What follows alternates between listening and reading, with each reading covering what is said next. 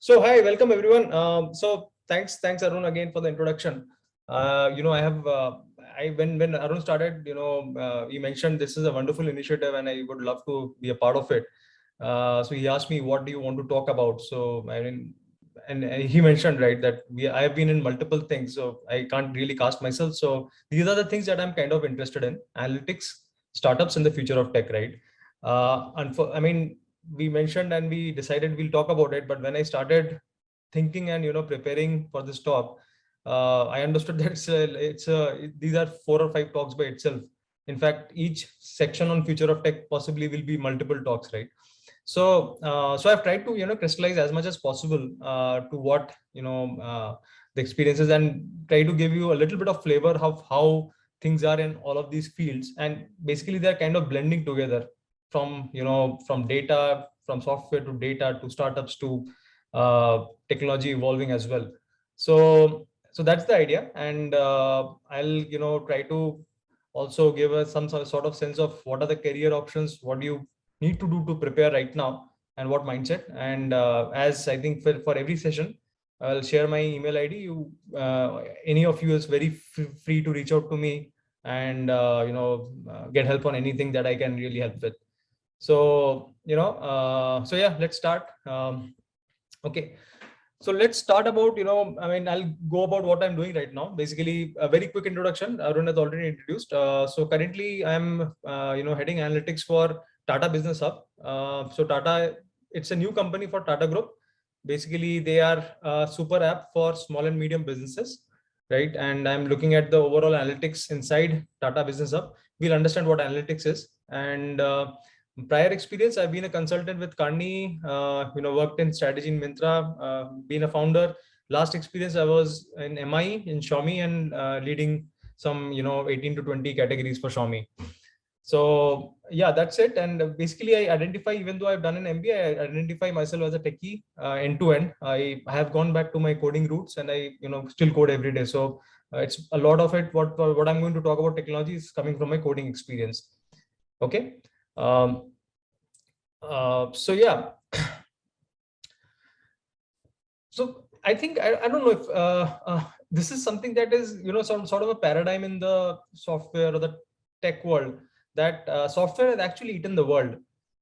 If you look at it right now, all the major companies from the last 20 years are, or rather all the major businesses are software businesses. So for example, your largest bookseller, your largest grocery is a software company. They identify themselves as a software company. So what I mean by a software company is tech drives the heart of the business, not real estate, not operations, but tech, software. Software includes both the software elements as well as the data, the data science, the analytics, all of it. Similarly, your 20 years, 30 years back, you had hospitality companies, hotels like Marriott and all these guys. Now you have Airbnb, Oyo. These are the largest companies. They don't own any assets. They're all software companies. Cab operators, Uber, Ola, you might be using. Again, no assets. They don't own any assets. It's only software.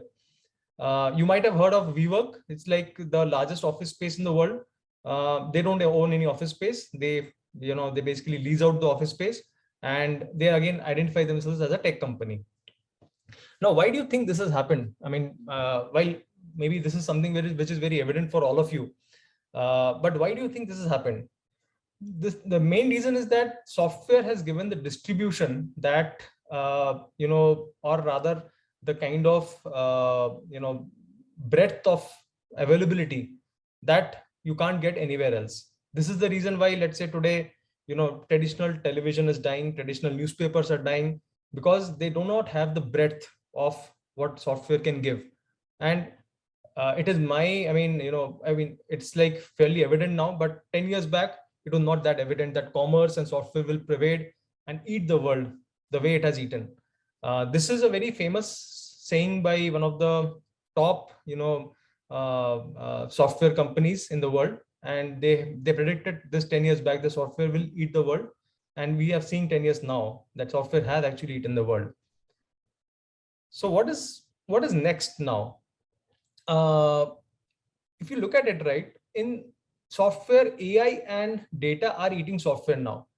So well, while for example earlier, I don't know, maybe I'm guessing all of your age group is between, you guys were born between 2005 to I mean around that time.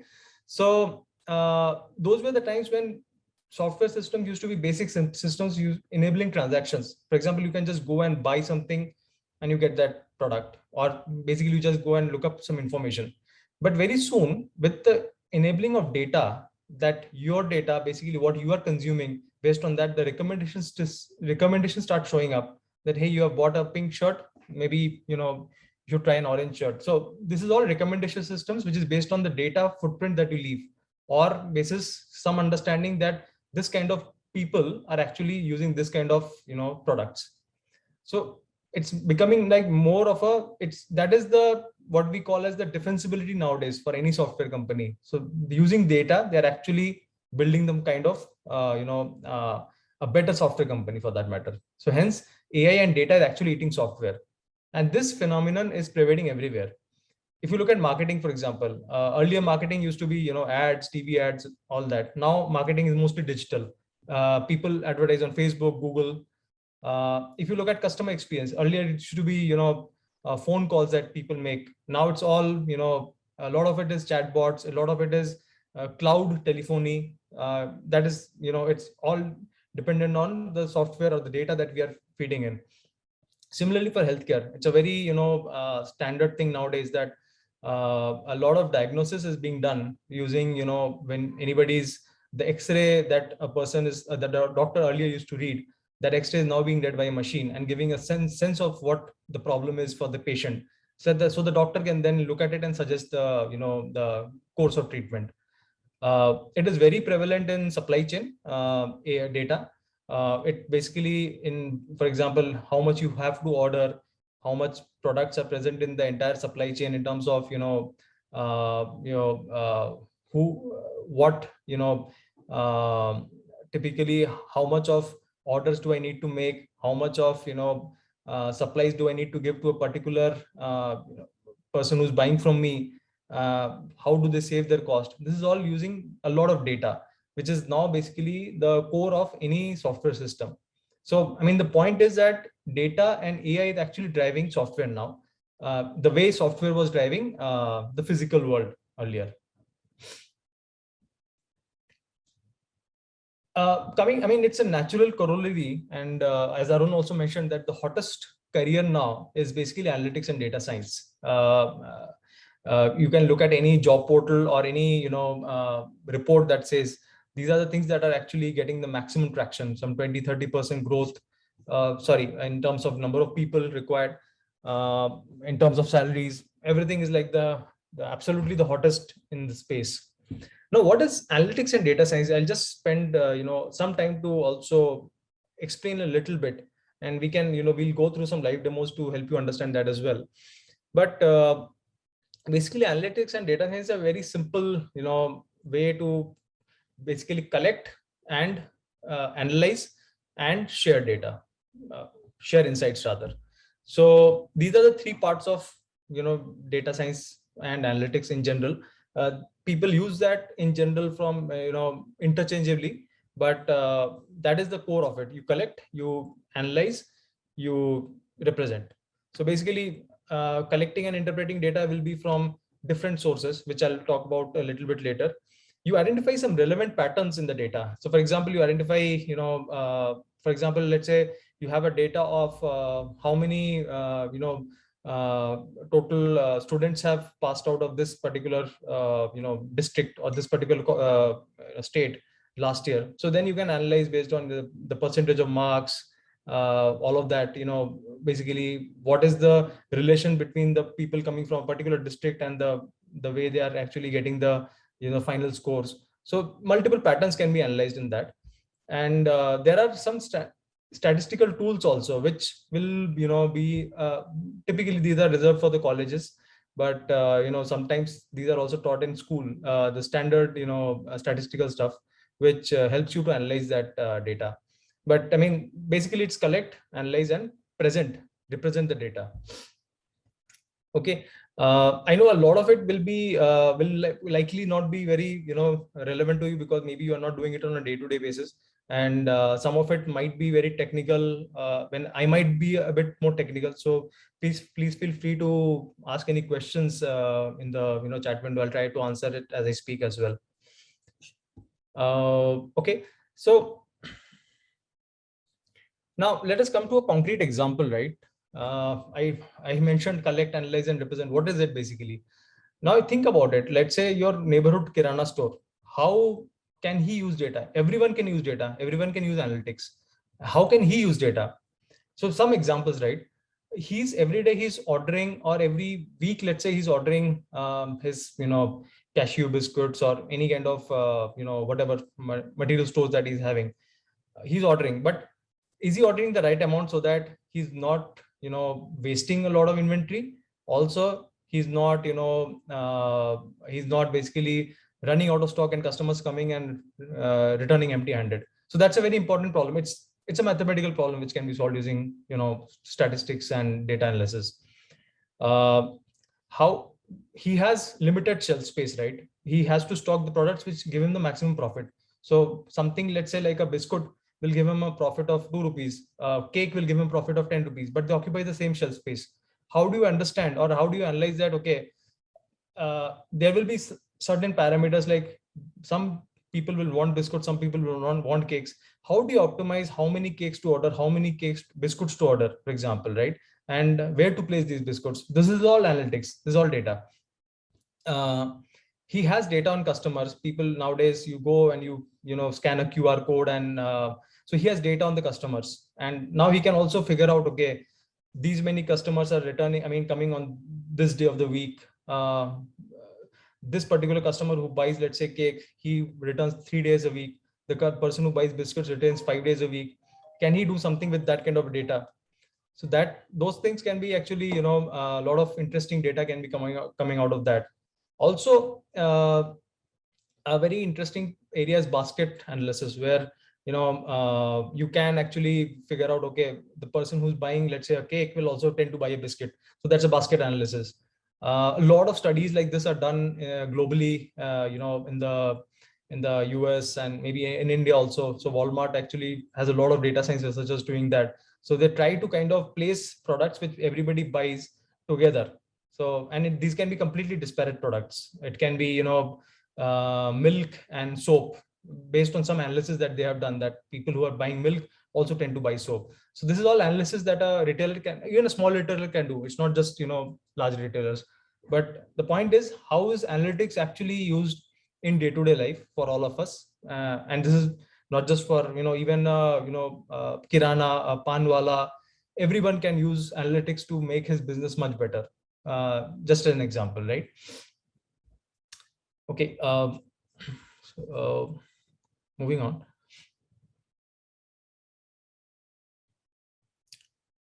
Okay. Yeah. So again, now coming back to what is analytics, we mentioned about data collecting, analytics, and visualization and presentation. So there are, you collect data from some data sets or sources, or you actually get them from the web. Web is now the best place of data. You have a lot of government websites which give you data, which will give you, you have population data, for example. You have a number of people who are, in a particular district, different representations of that. All of this data is there in multiple government websites. So you can get data from there. Before we come to this step, right? The first step is obviously what you want to analyze. Then you actually go to the data, but I skipped it because that's like a very obvious step. What do you want to analyze? What is the question that you have in the top of your mind? Once you get to that, then you have these 3 steps, which is you source the data, from websites, or you get the data from existing databases, or you can actually crawl the web. Basically, this is what Google does. So Google is nothing but a web crawler. They crawl different websites and extract the information and present it to you. They are able to read that information and make some sense of it, so that whenever you type a query, the Google will be able to tell you, okay, this is what it means. And Second part is very important for a data science scientist to pre-process the data. So any data that you get typically will not be the one which is perfectly suited for you. You will have to make some changes here and there to figure it out how it is going. Second is once you have this data with you, right? One needs to explore this data, basically figure out what are the segments, just try and get a sense of this data, get a feel of this data, visualize. So for example, if I tell you, let's say Kirana store, right? Going back to that example again, you get the sales data for this Kirana store. You'll be, interested to figure out what brands are selling more, what, categories are selling more, like biscuits versus cakes. What kind of, where do you place the item so that it sells more, or how do you order the items? So these kinds of data you kind of analyze, right? The kind of analysis is typically, there are 4 types of analysis. This is very academic because it will not be, nobody asks you in the real world to say, okay, give me a predictive analytics or diagnostic analytics. But predictive is basically, if I'm out ordering, if I'm, let's say, if I'm selling 10 items for the last 50 weeks, let's say, how many items am I likely to sell next week? And it depends on some variability that is there in the item sales as well. Diagnostic is basically why something has happened which is not supposed to happen, or give an example, give a reason why this kind of behavior is happening. Descriptive is standard, like what it means. So basically you get a data of number of customers who are, sorry, number of students in a district, then you say, okay, you put several cuts on it to say that, okay,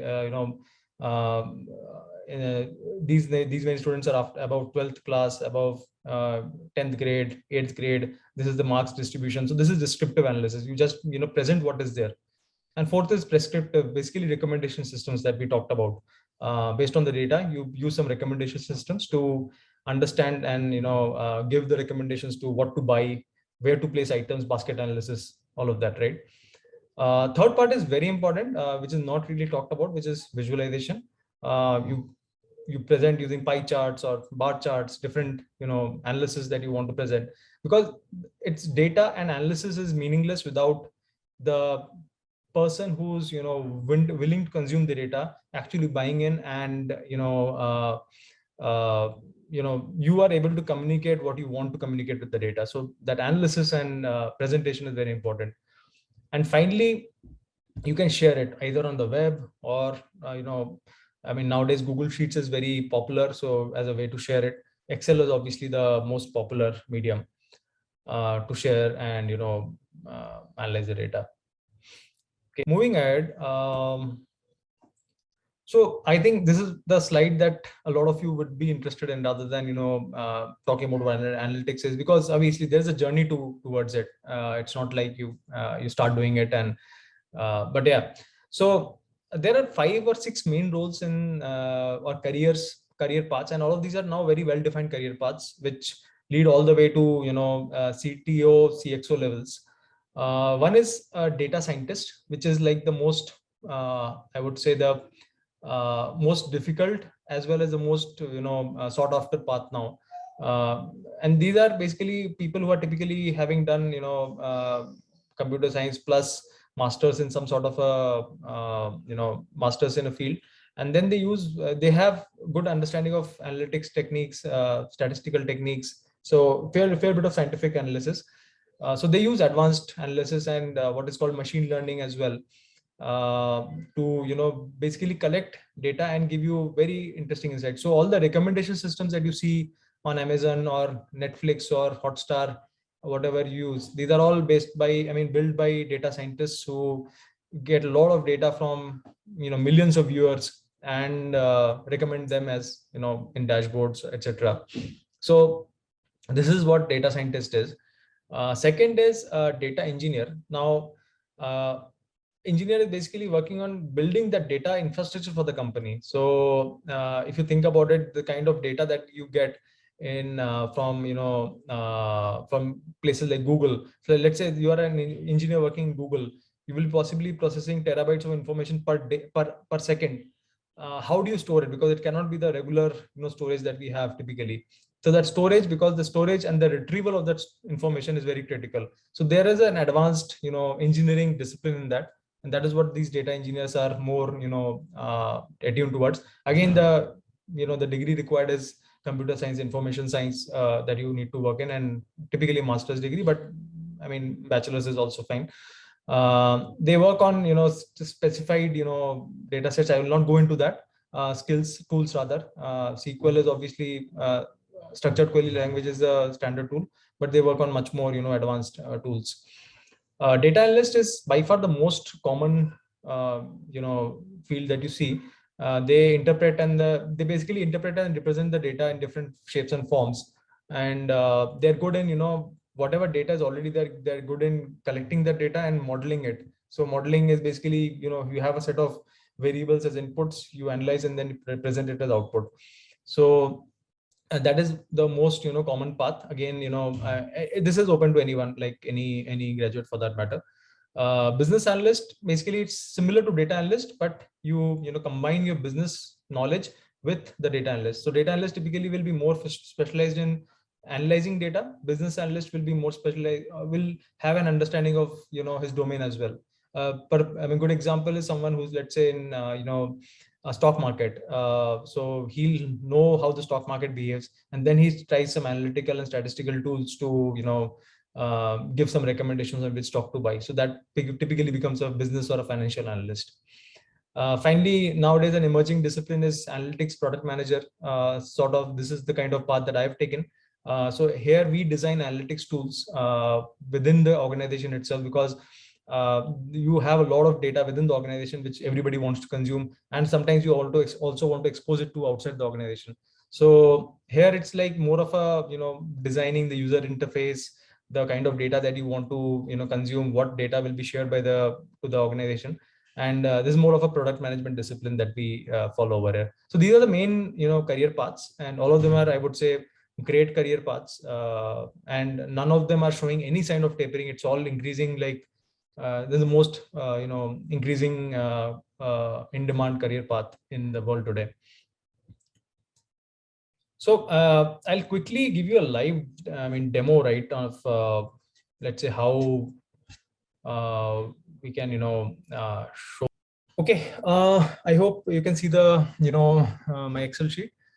So this is the data that I have for a retailer, right? We talked about the retailer analytics and how we can basically this is trying to solve. It was a recent project by the government of India. They wanted to help small retailers and give them access to some sort of a tool which basically give them help them to understand how much products to order and in what frequency. Because if in retail setup, right, they will have typically they'll order in one day of the week, and they will need to order the right amount of quantity so that it doesn't go waste, or customers do not turn back, right?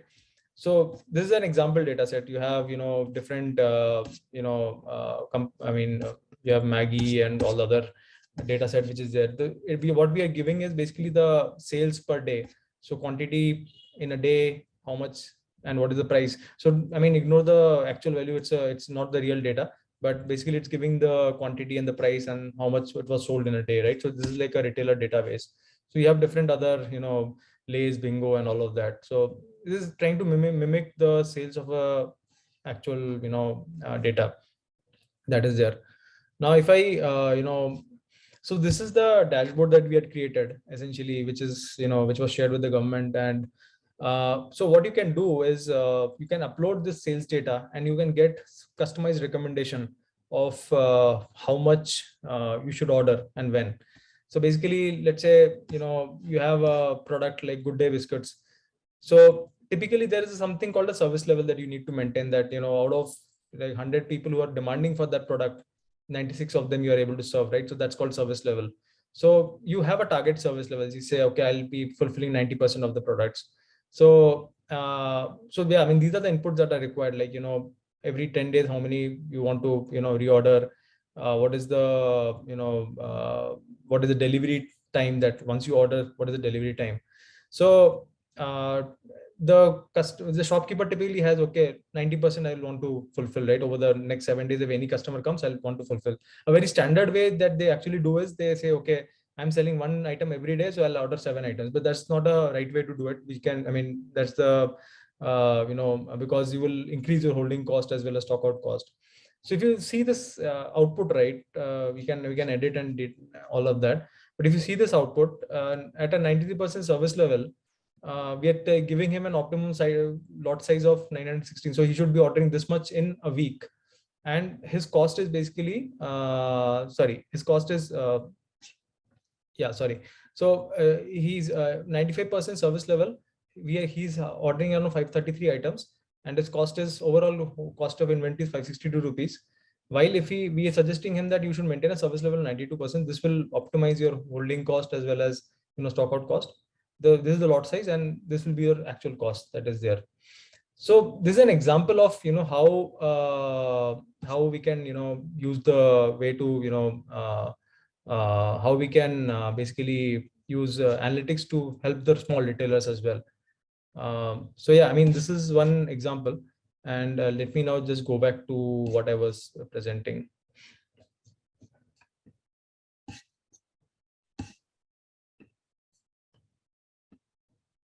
Okay. I hope my presentation visible now. Okay. So so there are two things I think I would suggest, because at this stage there are two things that we should start learning, right? One is your Excel, which is great for exploration and visualization. It will help you to pre-process the data. You can use filters to because I wanted to show how to do some of these things as well, but because of lack of time I'll be skipping that. But I mean, there are like hundreds of things on the internet as YouTube to figure it out. But start learning Excel. I think it's the great time to start learning a little bit of Excel to figure out what is the data and use that. Second, very interesting product to start, or other technology to start learning, and this is something that a lot of school kids are actually doing. In fact, a very interesting example was I don't want to give bad ideas to all of you, but when the online classes started, right, the students used to write some basic scripts or Python code which helped to register their attendance on Zoom. So that teachers do not ask for manual attendance. So I saw a lot of students who have actually written those scripts. So that was very interesting. But anyway, so coming to Python, right? Python is a language which is like one of the computer languages like Java or anything, but it is something that you can, this is all you need basically to do any kind of analysis. It's used by the most advanced software and data companies in the world, and it is the easiest to learn. So you can actually you can get data from the web. You can get analyze data using different different cuts. You can visualize this data. You can also build websites on Python. Like there are frameworks to do that, and you can build website very easily on Python to share that data. It's not just for data. Python is for everything in the, the demo that I showed was also on Python. So I think while data analysis is one endpoint to it, but Python is like a fantastic tool to start learning. Again, there are thousands of tutorials on the web to help you understand that and get started. And I would say it's a great time to start learning for you to the earlier the better, obviously. Okay, so this covers the first part of my talk. Now we'll move on to startups, which I wanted to cover as well. And now, why do you why am I talking about startups to you, right? The reason is basically that it's like, okay, it's like the sort of, you have, maybe a lot of you would have heard of Shark Tank, and might be seeing the episodes also. It's kind of becoming mainstream now. Everybody knows what startups is. It's not that evident when we were graduating 10 years back, but you should definitely start thinking of ideas. And I'm seeing some of the comments actually already talking about some idea that you have. Very interesting.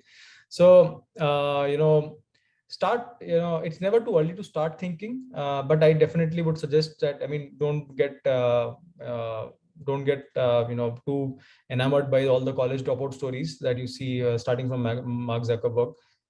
One should definitely complete college, because that is like a it'll help you in your startup as well, because ideally college is somewhere where you find the best people to work with, who are sharing the same passion as well as interest and skills with you. It's also very interesting to start exploring technologies. I'm not saying start a startup now, but explore some interesting technologies. There are a lot of technologies. I mean, you can start learning Python as well. A very critical thing why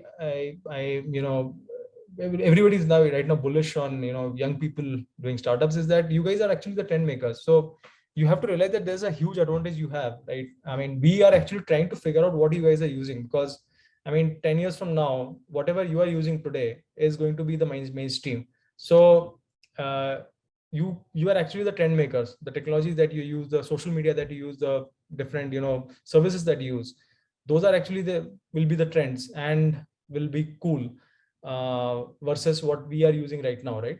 So you are actually the trend maker. So if you are in that technology zone, right, you will know what everybody else is using. You can actually build for yourselves, and that's the best way to actually do a startup. You can also think of finding teammates to work with, interesting hobby projects, after school projects. Those are interesting stuff you can do in general. You can explore your passion, figure out what you are interested in. And startups are great ways to do innovation as well. Everybody wants to be in the cutting edge doing interesting stuff. Startups are great ways to do that. And you can also help solve the employment problem in the country as well. So that's why, I mean, it's an interesting thing to start, right? Or just explore what one can do. You have plenty of time. This, I think, basically last year was a seminal year for startups in India. The number of unicorns or number of companies which had more than 7,500 crores of value was higher. I mean, higher than all the previous years put together. And everybody, it's like everyone knows that this is now going to be the next trend.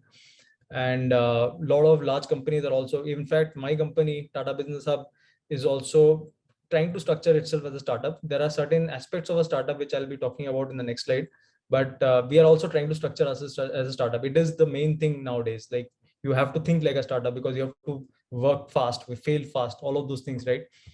And now the base is very broad in India. Like, every sector is having major large companies like finance, health, education, enterprise technology. And it is also seminal year because we actually had some IPOs this year. IPOs are basically public offers. So startups actually started trading on the stock markets. So this is a seminal year, and it's every year it's going to be growing exponentially. Again, coming of age. Few points on a startup, right? Just to think, I mean, some pointers to think about. There are 4 elements or pillars to a startup. They are basically your idea, the product that you build, the team that you have, and how you execute. So basically the idea is, it's kind of, idea is not just what you're going to build, but it's basically the market, the growth strategy, the defensibility strategy, all of that put together. So that idea is a much bigger, broader concept, right? And one should always think a lot on the idea, because typically startups take 5-6 years, 10 years to reach the kind of scale that you see, right? All of these guys, Flipkart, Zomato, all of them take 5-6 years easily to reach. So when you are mission driven, you have an idea or thought, you want to work on that idea for a fairly long bit of time. And you need to think a lot more on the idea than, I mean, everybody needs to think a lot more on the idea to figure out what we're going to work on, right? So it's important. Also, a common mistake is for a lot of founders is that they typically tend to think of the idea as a much bigger version. It can also be a very small idea which starts growing on. In fact, it's like a almost non-intuitive to say that your idea can also become like a it can be like a almost a toy. So this is an important aspect. Product is obviously, I mean, you have to build a product which a few users love and start using. Team is critical because you need to find the right people to work with, co-founders, hire, and execution it's basically two things: focus and intensity. Focus is basically there are hundreds of distractions that people have when you are doing a startup, right? What about this particular idea, or what about somebody else doing something else? All of that, all of those things, right? But it's most about focus and intensity. The faster you move, the faster you kind of fail and learn and iterate. That is how startups actually get built. So these are the four pillars, and that is the critical aspect of it. But yeah, I mean, this cannot be taught. So I mean, I'll leave it at here to kind of. Please feel free to reach out to me for any questions that I may be able to help with. Now I'll quickly jump to the last part, which is the future of technology, and I'll cover it quickly because again, like, nobody can really predict. This is about what we are experiencing right now. So right now, if you look at it, right, there are three phases of the web. I mean, many of you were actually born during the Web 2 era. Web 1 era was basically read only web, where different pages used to be coming in. You used to see the news websites and you just used to read and consume. Second era was basically where you actually wrote back on the web itself, right? Like blogs or social networks, and then mobiles came in. Cloud computing took place. Okay, basically your desktop actually went to the some farm, data farm basically, and cloud computing took place in web 2 era. So we are now we are now nearing the end of the Web 2 era, and Web 3 era is beginning. So Web 3 era is mainly AI driven services, and it will be completely decentralized. So moving on to what I mean by decentralized. If you look at and this is like something that all of you are aware of, UPI in India is very prevalent. So today you have different platforms which monopolize all the data, consumer data, seller data, like Amazon. Nobody else can access those data. But the next future is basically the network model, where you have different, you can have a buyer application, you can have a seller application, you have a logistics application, you have a payment application. So all of this will interact as part of the network to build a decentralized web. So that is, and will be obviously the network which will collaborate and help to build that. So I mean, I've given an example of India per se because this is something that all of us are witnessing right now. The other example is on the crypto and decentralization overall, but that is a lot of different. We don't need to go into that, but it's an interesting area to explore, and that is the typical Web3 that everybody keeps talking about. Basically, it's about decentralization of the platforms. And last bit is your artificial intelligence, which is now pervading everywhere. We talked about it. You have machine translation, you have speech to text, you have image recognition, machine vision, you have self-autonomous driving cars coming in, you have robotics, you have natural language processing, classification, all of that.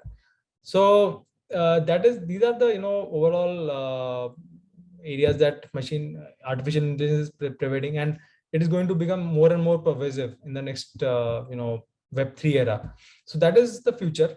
So if you want to be prepared for it, basically again, data analytics is critical, but one of the primary underpinnings is mathematics as well, because that is which derives everything else. So these are the areas that one can focus on right now: mathematics, data analytics, statistics, to be prepared for the Web3 world. Of course, computer programming will never be out of vogue going forward. So that brings me to the end of my talk. I hope I have not exceeded the time, and thank you so much for being a patient audience. I'll love to take any questions if we have some time, whatever right now. Thank you so much.